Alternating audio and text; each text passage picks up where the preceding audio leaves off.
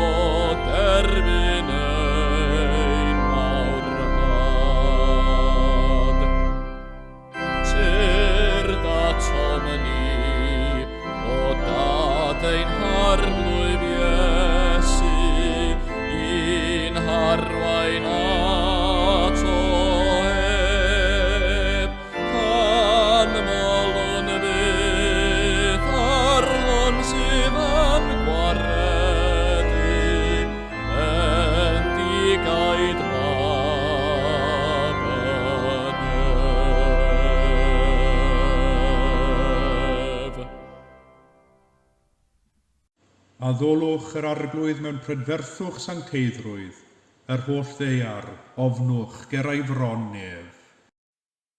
Garedigion yng Nghrist, yr ydym yn presenoldeb y Duw byw a holl gwmpaini nef, i offrym iddo, trwy ein harglwydd Iesu Grist, ein haddoliad a'n mawl a'n diolch, i gynyddu mewn gwir wybodaeth o'i gariad mawr tuag atom, ac i'w ras gael dwy'n ffrwyth yn ein bywydau.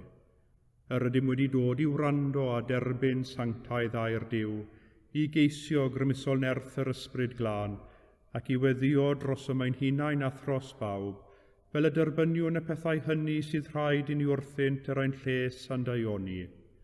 Ond yn gyntaf, cyffeswn ein pechodau, a cheisio gan ein tad, ei fyddeiant a'i dangnefedd. Cyffeswn i Dduw holl alluog, y tad y mab yr ysbryd glân, i ni bechu ar feddwl gair a gweithred. Gadawsom heb ei gwneud y pethau dylasam ei gwneud, a gwneithom y pethau na ddylasam ei gwneud. Gan hynny, gweddiwn ar ei Dduw drigyrhau wrthym. Trigyrhaed yr holl alluog Dduw wrthym, a maddau ni ein holl bechodau. Gwaredid ni oddi wrth bob drwg, pan cadarnhau a nerthu ym mhob daioni, a'n dwy'n i fywyd tragwyddol. Amen.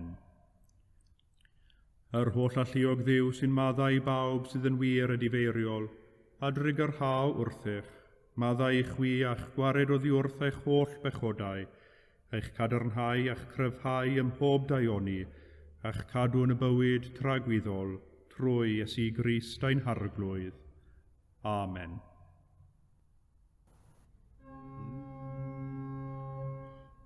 Arglwydd agor ein gwefusau, a'n genau a fynegad y boliant. Dyw brosiau'n canorthwyo,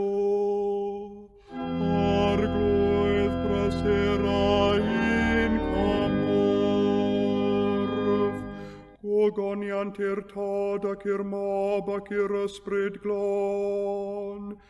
Megis yr oedd yn y dechrau, y mae'r awr hon ac a bydd yn wastad, yn oes oes oedd. Amen. Molwch yr arglwydd, Molianis fyddo enw'r arglwydd.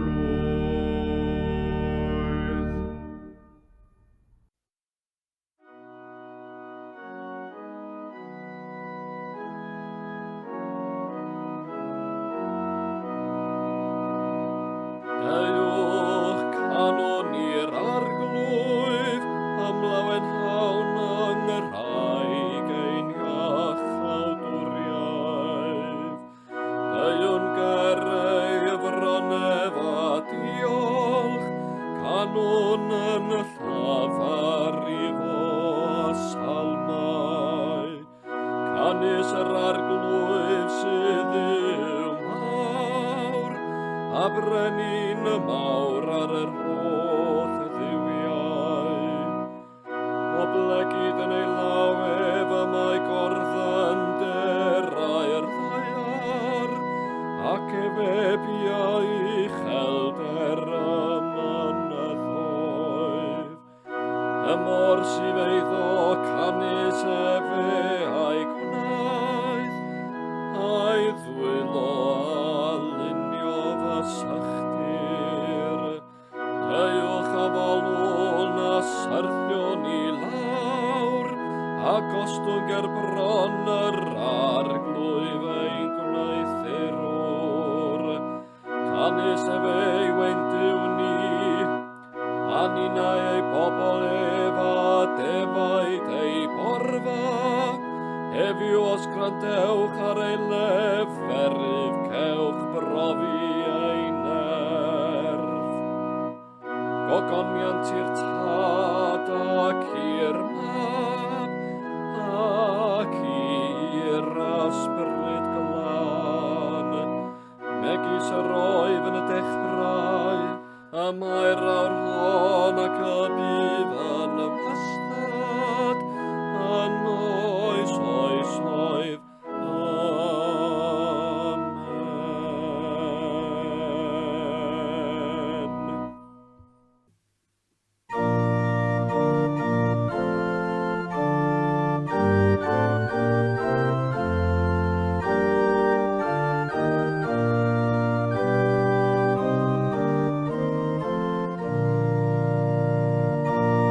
Mawr ag afdi o arglwydd, canis dyr chefaist fi, ac ni lawen hyais fy ngelynion o'n plegyd. Arglwydd yn yw chefaist arnat, a thithau am chacheuais. Arglwydd dyr chefaist fy enaid o'r beb, cedwais fi yn fyw rhag disgyn ohonaf i'r pwll. Enwch i'r arglwydd ei saintef, a chlodforwch wrth goffadwriaeth ei sanctaidd. Canis enid fechan y bydd yn ei lyd, yn ei fodlon rwyf a mae bywyd, dros brynhawn yr erys wylofain, ac erbyn y bore y bydd gorfolef. Ac mi a fywedais an y fy llwyfiant, ni'w saflu'r andragywydd. O ffaioni arglwydd y gosodais gryfder yn fy mynydd, cufiais dy wyneb a bym helbylus. Arna ti arglwydd y llefais, ac ar arglwydd yr ymbiliais. Anfydd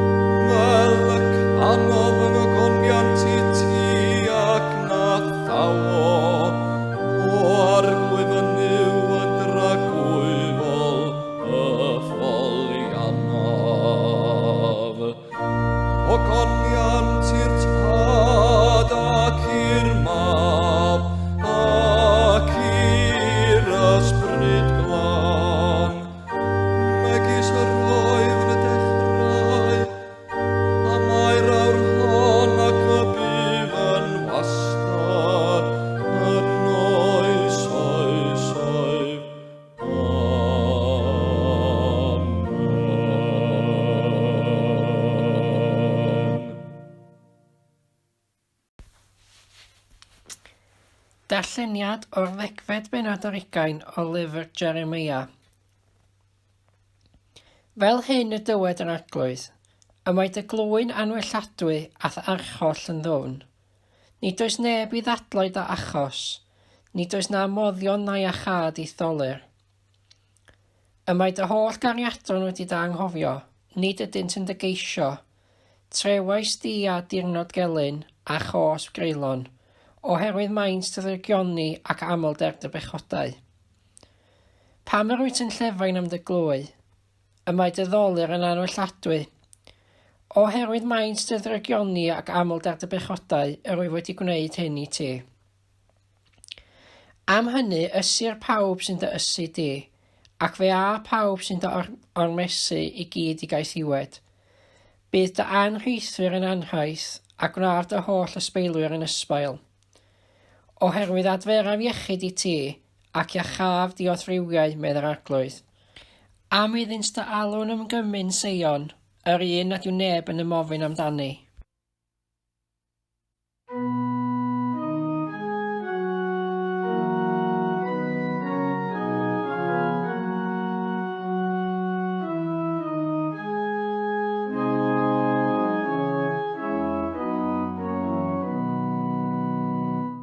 Bendigedig fy fo arglwydd yw Israel, hanes a fe amwelodd ac abranodd ei bobl, ac a ddyrchafodd iach awtoriaeth nerthol i ni, anhyd a fydd ei wasanaeth o'r. Megis y ddywedodd trwy enau ei sanctau proffwydi, yr rhai o'i flodd a chreuad y byd, yr anfon a fe fy'n i ymwared rhag ein gelynion, ac oddi wrth wylo pawb sy'n ein casau. Y gwnau e fedri garef antadau, ac y cofiau ei santau gafamod, a llw a dyngof fe, wrth ein tad Abraham. Sef bod i fo ganiatau ni, wedi ein hymwared o fiwr fwylo ein gelynion, allu ei wasanaeth i ef yn ddiofn, mewn sanctau frwyf a chyfiawnder ger ei fronef, o'r ddyddiau ein bywyd. A thithau Babelwyr yn broffwyd i'r goruchaf, hanes tiau o flaen wyneb yr arglwydd i baratoi ei ffurfedd, ac i roddi gwybodaeth iachawdwriaeth i'w bobl ef, trwy faddaiant o'i pechodau. Oherwydd tirioneb tri gareth ein Duw, trwy yr hon yr ymwelodd ni godiad hael ar uchelder, i roddi llewyrch i'r rhai sydd yn eistedd mewn tywallwch a chasgodangau, ac i gyfeirio ein traed i ffordd tangnefedd. Gogoniant i'r tad ac i'r mab, ac i'r ysbryd glan, megis yr roedd yn y dechrau, y mae'r awr hon ac y bydd yn wastad, yn oes oesoedd.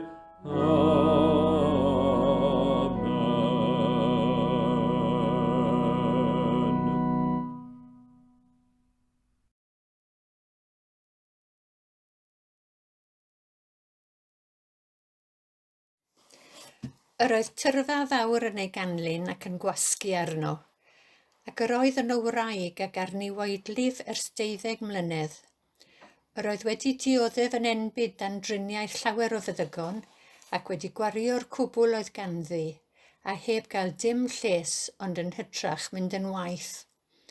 Yr oedd hon wedi clywed am Iesu, a daeth o'r tu ôl iddo yn y dyrfa a chyffwrdd a'i fantell, oherwydd yr oedd hi wedi dweud, os cyffyrddaf hyd yn oed ei ddilladef, fe gaf fy iachau. A sychodd llif ei gwaed hi yn y fan, a daeth hithau i wybod yn ei chorff ei bod wedi ei iachau o'i chlwyf. Ac ar unwaith deallodd Iesu ynddo hun fod y nerth oedd yn tarddu ynddo wedi mynd allan, a throes yng nghanol y dyrfa a gofyn, pwy gyffyrddodd am dillad? Meddai ei ddisgyblion wrtho. Rwyt yn gweld y dyrfa'n gwasgu arnat ac eto'n gofyn pwy gyffyrddodd am mi? Ond daliodd ef i edrych o'i gwmpas i weld yr un oedd wedi gwneud hyn.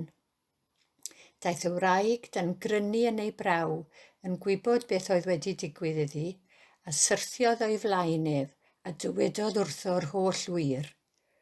Dywedodd yntai wrthi hi, ferch, y mae dy ffydd wedi dy iachau di, dos mewn tang nefedd, a bydd iach o'th glwyf.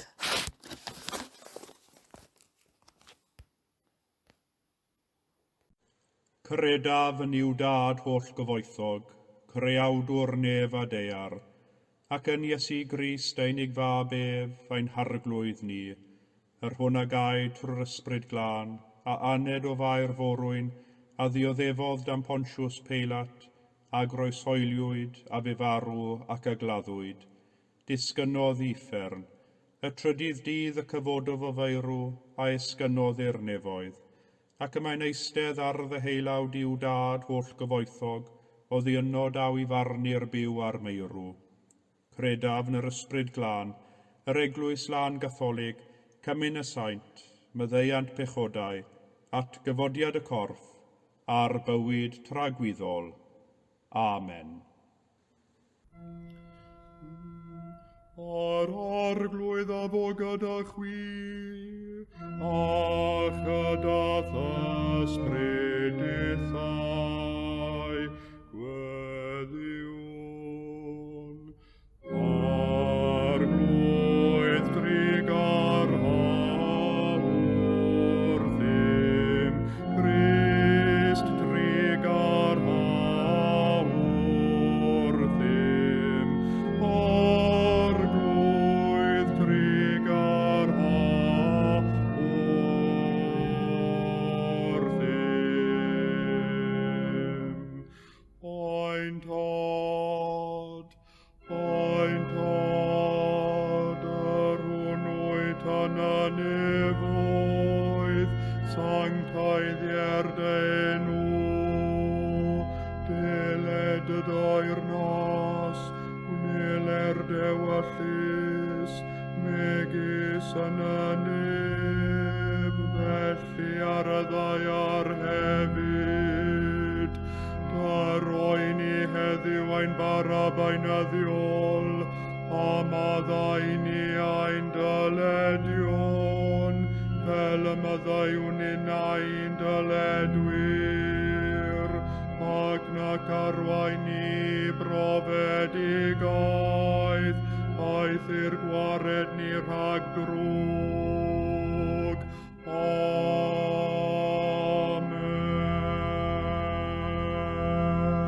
Amen. Arglwydd dangos dy drigaredd arnom, a chaniatau ni dy iachawdwriaeth, gwisg dy wain i dogion ag iawnder, a gnad y ddewis bobl yn llawen, arglwydd cadw dy bobl, a bendithiad etifeddiaeth, arglwydd cadw'r frenhines, a roiwch anghorwyr ddoethinem, arglwydd dyrod angnefedd yn ein dyddiau, ac amddiffyn i byth yn erthol, Dyw glanhaen calon.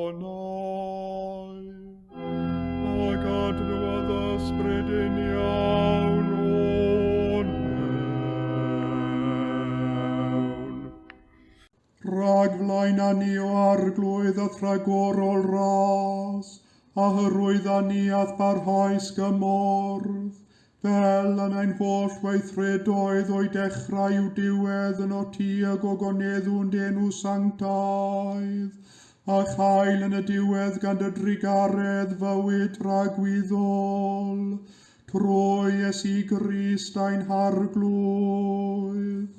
Amen.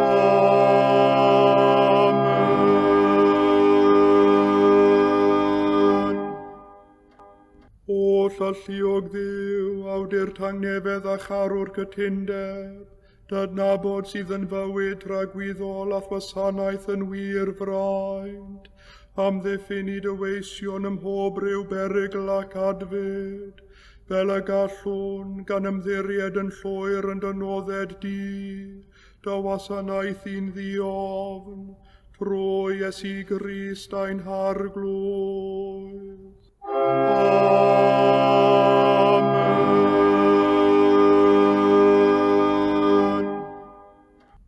Nefol dad yn cedwaist yn ddihangol hyd ddechrau'r dydd heddiw, amddiffyn i ath gadarn allu, a chaniatân a syrthiwn y dydd hwn i unrhyw bechod, na rhedeg i unrhyw berygl, ond bod ein holl weithredoedd wedi ei lliwio wrth dylywodraeth, i wneud yn wastad yr hyn sy'n gyfiawn yn dolwg di, trwy Iesu Grist ein harglwydd.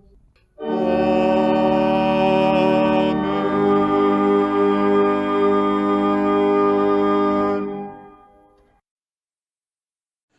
Gadewch i ni weddio ar Dduw, a gymododd ag ef ei hun bob peth yng Nghrist. Weddiwn ros Gristionogion ym mhobman, ar i ni gyhoeddi'n llawen ein ffydd yn Iesu Grist, ac am y nerth i fyw y ffydd honno yn ein byw beunyddiol. Weddiwn dros waith a chenhadaeth yr Eglwys, ac fel aelodau o'r Eglwys Corff Crist, weddiwn dros ein rhan ninnau yn y gwaith hwnnw. O llalluog Dduw, anfonaist apostolion yn nerth dysbryd glân, i wneud disgyblion o bob cenedl a'i bedyddioeth Eglwys. Byw har i'n ysbryd yr Eglwys yng Nghymru, fel y gallwn a doedd thine basel barhau gyhoeddi defengil, nes dwy'n pawb i tholeini eglur, ac i wir adnabyddiaeth o honot ti a thfab, Iesu Grist ein harglwydd. Amen. Wedi'r gwasanaethau urddod e econiaid ddoi yng Nghydeirlan Llandaf. Gweddiwn dros bawb sy'n cychwyn ar ei gweinidogaeth ordeiniedig, dros aelodau o'i teuluoedd, a thros y plwyfi y byddant yn ei gwasanaethu. O llalluog Dduw, rhoddwr pob dawn Dionis, a osodaist yn dy ragluniaeth amryw raddau o weinidogion yn Eglwys. Dyrod y ras i'r rhai a elwyr i unrhyw swydd ynddi, ac felly cyflawna hwynt a gwirionedd da thrawiaeth, a chynysgeidda hwynt a diniweidrwydd bichedd, fel y gwasanaethant ger dyfron, gogoniant dy enw a lles dy Eglwys, trwy Iesu Grist ein harglwydd. Amen.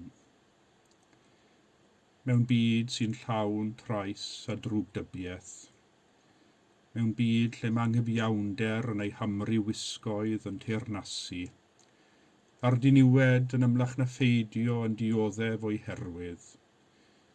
Gweddiwn am weld cyfiawnder a chitgord, tegwch a heddwch yn cynyddu yn ein byd. Gweddiwn dros arweinwyr ac yn hedloedd, iddynt gydweithio lles pawb. O llalluog Dduw, ffynhonell pob meddwl o wirionedd a hedd, enyn ynghalon pob un wir gariad at heddwch, ac oth oedd thineb pur a heddychlon, arwain y rai sy'n ymgynghori dros genhedloedd y byd, fel yr hyrwyddir dy deyrnas mewn tangnefedd, nes llenwi'r ddeiar a gwybodaeth o'th gariad, trwy Iesu Grist ein harglwydd. Amen. Ac wrth i ni weddio dros gitgord yn ein byd, cydnabyddwn yr rhan sydd gennym ni, i sicrhau bod y cytgord hwnnw yn ffynnu yn ein cartrefi ac yn ein cymunedau.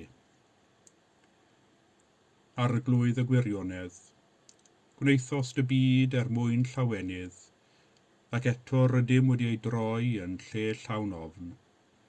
Gwneithos dy ddynoliaeth ar gyfer cymdeithas, ond yn ymlach na pheidio be ddywyswn ymraniad. Dy roi unwaith eto gweddiwn arnat, dy rodd o harmoni'n cymunedau rhanedig, fel trwy adnabod di yn arweinydd i ni ac i'n cymdogion fel brodyr a chwiorydd, y gallwn ni ymuno a'n gilydd mewn dealltwriaeth ac mewn parch tuag at ein gilydd, a dod yn ffynnon o obaith i fyd sydd mewn cymaint o angen, gweddiwn hyn trwy Iesu Grist ein harglwydd. Amen. Wrth ni gofio am Iesu yn iachau, gweddiwn dros bawb heddiw sy'n gweithio i iachau a gofalu am eraill. Gweddiwn dros bawb sy'n gweithio yn arbennig yn y gwasanaeth iechyd genedlaethol. O llalluog Dduw, yr aeth defendigaid fab Iesu Grist oedd ei amgylch gan wneud daioni, ac i achau pob math o afiechyd a chlefyd ymhlith y bobl. Erfyniwn arnat barhau'r gwaith croesysol hwn yn ein plith, a chynorthwyath fendith bawb sy'n llafurio i atal dioddefaint ac i hyrwyddo bwriad dygariad, trwy Iesu Grist ein harglwydd. Amen. Ac felly, mewn eiliad o dywelwch, cyflwynwn ein hunain a phawb y gweddiwn drostynt i drigaredd a nodded Duw ein tad nefol.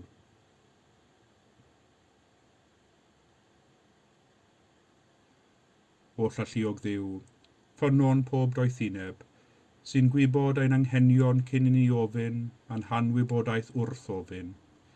Dau sefwn arnat o styrio wrth ein gwendid, a'r pethau hynny'n a feiddiwn ei gofyn oherwydd ein hangelyngdod, ac na fedrwn ei gofyn oherwydd ein darluneb, bydded yn wyw gedyt ei rhoddi ni, tylyngdod y fab Iesu Grist ein harglwydd. Amen. A dwedwn gyda'n gilydd eiriau'r gras ein harglwydd Iesu Grist, a chariad Duw, a chymdeithas yr ysbryd glân, a fyddo gyda ni oll, byth bythoedd. Amen.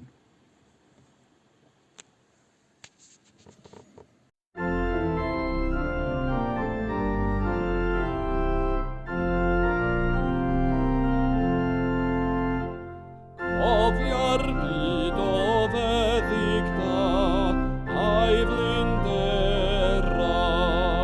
sy'r dymglau a llwyriachau ddoluriau, god y bobloedd ar ei traed i Gwasanaeth, ti a'i prynais trwy dywaedd, dirion Iesu. Yma'r balmor a ddefrin yn gilead, ac mae yno berau wyn dwy molgariad.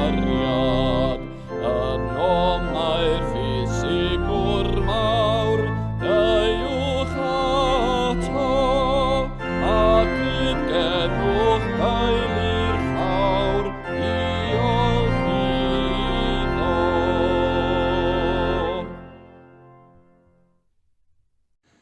Yr oedd hon wedi clywed am Iesu, a daeth o'r tu ôl iddo yn y dyrfa, a chyffwrdd a'i fantell. Y seithfed adnod ar 20 o'r 5 bennod o'r Rifengil yn ôl Sant Marc. Sdim byd yn wath na theimlo bod sefyllfa yn hollol anobeithiol. Y teimlad a nifer hwnnw pan mae'n ymddangos bod pob ymdrech wedi bod yn aflwyddiannus a'r holl opsiynau oedd yn agored i ni wedi bod yn anffrwythlon. Yr adegau hynny pan na wyddom beth i'w wneud nesaf na chwaith at bwyd roi am gymorth. Mae'n digwydd i ni gyd o bryd i'w gilydd, y teimlad a nifer hwnnw pan fod y sefyllfa wedi mynd yn drech na ni. Ar y degau felly, y mae ddau ddewis yn agored i ni. naill ai plygu'r drefn a derbyn nad yw pethau'n mynd i newid, neu ar ôl hoi fach, grynhoi pob gronyn o egni sydd gennym a pharhau yn ein hymdrech i chwilio am ateb fydd yn newid y sefyllfa gwell. Nid yw'r naill dewis na'r llall yn hawdd, ac mae'n cymryd tipyn o ddoethineb i ddirnad pa un sy'n gywir i ni ar y pryd. Yng ngeiriau gweddi dra enwog gan ddiwynydd o America, y diweddar Reynold Niebuhr, arglwydd, roi ni'r serenedd i dderbyn yn dawel y pethau na ellir ei newid, y dewrder i newid y pethau y gellir ei newid, a'r ddoethineb i fedru gwahaniaethu rhyngddynt. A dyna lle mae angen doethineb arnom, y doethineb a ddaw o brofiad bywyd, a'r cyngor a ddaw o ddiwrth ffrindiau yr ydym yn ymddiried ynddynt, fel y gallwn ni wahaniaethu'n well rhwng y pethau ni allwn ni ei newid a'r pethau hynny y gallwn ni ei newid. Mae'n darlleniad y bore mawr Efengil yn ôl Sant Marc yn cyflwyno i ni gymeriad oedd wedi dod i ben a'i thenyn, y wraig ddienw hon oedd wedi bod yn dioddef weidlif ers 12 mlynedd. Mae'n rhaid i ni gofio nid oedd y fath beth ar gwasanaeth iechyd genedlaethol yn y cyfnod hwn. Os oedd angen gweld meddyg, roedd angen talu, a thalu'n ddrud am ei wasanaeth. Ar ail beth i gofio, roedd triniaethau yn ystod y cyfnod hwn yn hynod gyntefig, yn gymysgwch llwyr o feddyginiaethau llyseol ac ofergoeleth, a doedd dim sicrwydd o gwbl y byddai rhywun yn teimlo'n well ar ôl bod i weld y meddyg yng nghyfnod Iesu. Doedd dim llawer o barch i feddygon yn ystod y cyfnod hwn chwaith. Roedd cymaint o siawns iddynt wneud y cyflwr yn waith ac yr oedd iddynt ei wella. Yn wir, mae Marc yn dweud wrthym bod y wraig ddi enw hon wedi dioddef yn enbyd o dan driniaeth llawer o feddygon, ac fe gawn y teimlad bod y wraig wedi dioddef yn wath o achos y triniaethau nag oddi wrth y cyflwr ei hun. Ond mae'r ffaith bod y wraig wedi goddef y triniaethau hyn, ac wedi mynd o un meddyg i'r llall ac wedi gwario ei harian i gyd, yn dangos mor anobeithiol oedd ei sefyllfa ac mor awyddus ac eiddgar yr oedd hi gael gwellhad oddi wrth y clefyd yr oedd hi'n dioddef ohono. Oherwydd roedd y clefyd hwn yn un oedd yn ei gwneud hi'n esgymyn bron, oddi wrth ei theulu, ei ffrindiau a'i chymuned.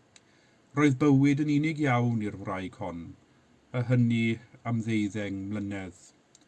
Roedd ei chlefyd yn un oedd yn golygu nad oedd hawl ganddi gymysgu ag eraill, hyd yn oed ei char a'i chymdogion.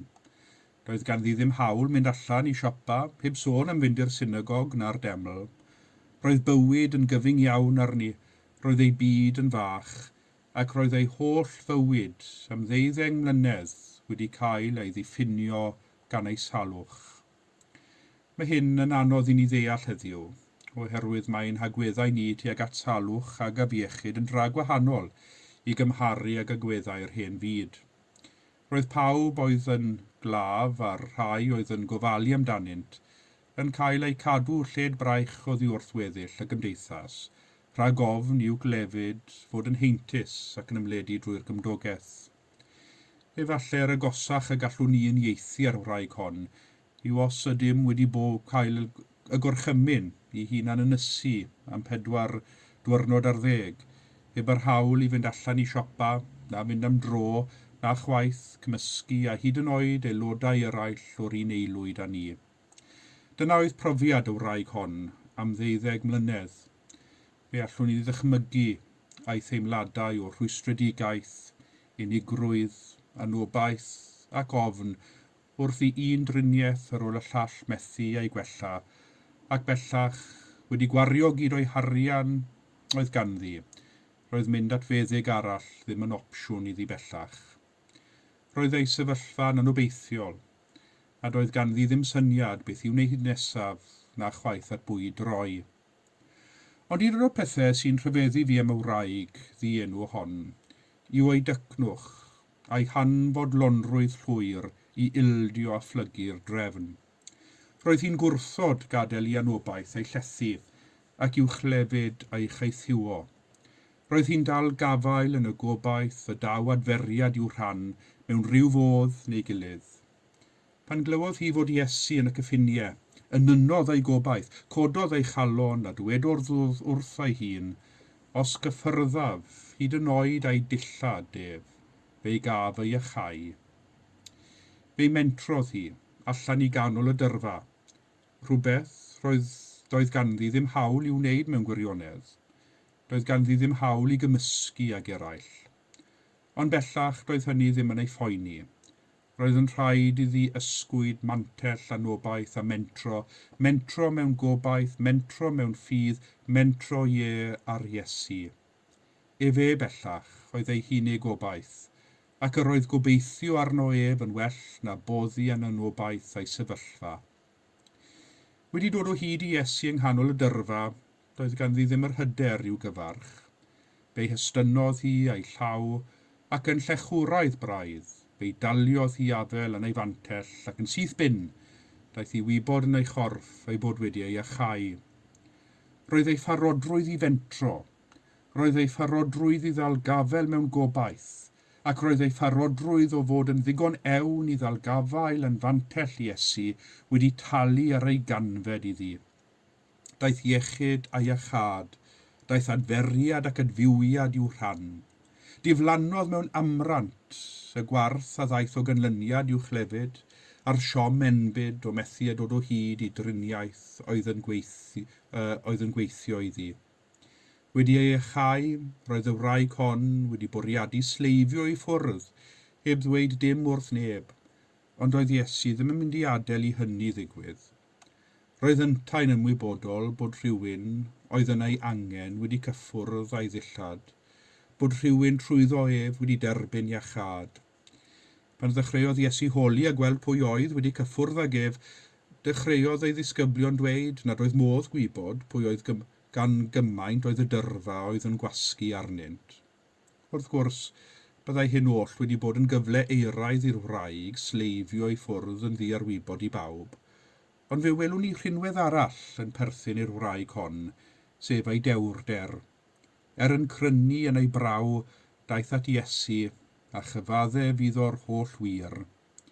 Fe allwn ni ofyn pam oedd Iesu mor benderfynol o wybod pwy oedd wedi ei gyffwrdd a'i fantell. Pa wahaniaeth os oedd y wraig wedi ei achau? Oedd rhaid i Iesu dynnu sylw ar y wraig hon oedd eisoes wedi dioddef cymaint o stigma wrth law eraill? A dyma ni'n dod at ystyr a diben y wyrth hon. Bob tro am meddyliwn ni am un o wyrthiau Iesu, mae'n bwysig i ni ofyn beth sy'n newid o ganlyniad i'r wyrth, beth sy'n wahanol i'r un a'i achawyd. Petai'r wraig hon wedi sleifio i ffwrdd heb gyfarfod â Iesu, mae'n anhebygol y byddai pobl yn credu ei bod wedi ei achau o'i chlwyf, ac yn anhebygol byddai unrhyw un wedi credu ei stori bod Iesu wedi ei achau, a byddai pawb yn parhau i'w thrin fel un oedd yn ysgymyn yn y gymuned. Ond wrth i Iesu ei chyfarch a dweud y geiriau, ferch, y mae dy ffydd wedi ei achau di, dos mewn tangnefedd a bydd iach o'th glwyf. Yr oedd y gymdogaeth gyfan yn gwybod fod y wraig hon bellach yn iach o'i chlwyf. Nid oedd disgwyl iddi fyw ar wahân i bawb, bellach. Nid yn unig roedd y wraig wedi ei adfer yn gorfforol, ond yr oedd ei lle hi yn y gymuned a'r cartref wedi ei adfer. Geiriau i gadarnhau a sicrhau oedd geiriau'r Iesu'r wraig hon. Geiriau i'w gwaredu hi oedi o ddefaint hir, o'r stigma a'r unigrwydd a'r siom a ddaeth o ganlyniad i'w clefyd. Bellach roedd y wraig hon, oherwydd ei dycnwch, ei dewrder, ei pharodrwydd i ddal gafel mewn gobaith a mentro'n ffyddiog ar Iesu, a ddaeth ei iechyd ac adferiad cyflawn iddi, nid yn unig o'r rhan y corff, ond hefyd i'r enaid ac i'r gymuned gyfan. A beth amdanom ni felly? Pan deimlwn ein bod mewn sefyllfa anobeithiol ac ar ben ein tenyn, heb fod yn siŵr beth y dylwn ei wneud nesaf, na chwaith wybod at bwyd roi. Efallai fe ddylwn ni cofio am y wraig hon, a'i dycnwch chi, a'i dewrder, a'i pharodrwydd i obeithio popeth ar Iesu. Boed i ni fel hithau, ei geisio ef, a dal gafael yn ei fantell, gan wybod nad yw'n ein gadael ni'n ddi ymgelydd ac yn amddifad, ond trwyddo ef y cawn adferiad sy'n arwain at fywyd, llawnder bywyd, ynddo ef. Amen.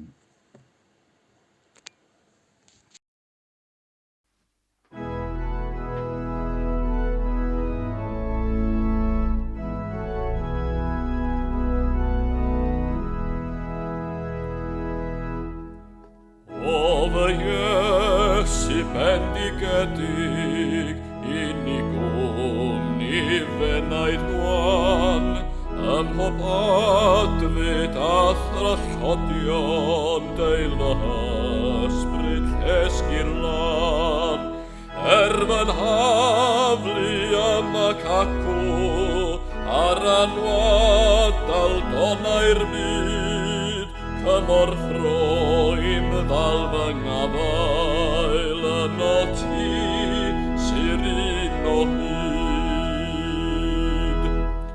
Rofen rhoed y fan a fynwyf ar sigledig bethau'r byd, ysgwyd mai y tir o danaf, darnau'n gwyn poi lawr o hyd.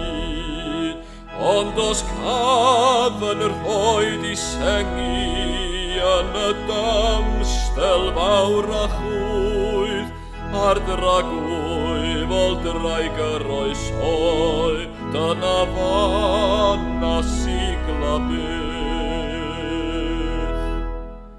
Pwys o'r bore ar fy nhaelu, colli hwnnw y prynhawn, pwys oelwaith ar gyfeillion, ciliant wyth anfian iawn.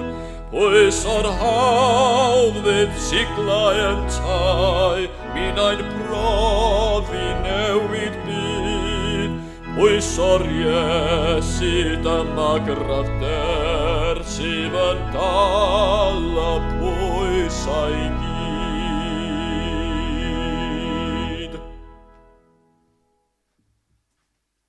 Gweddiwn am fendith Duw.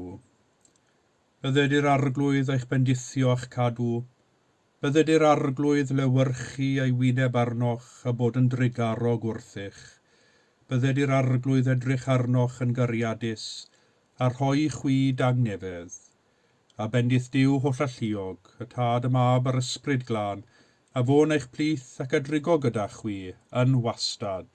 Amen.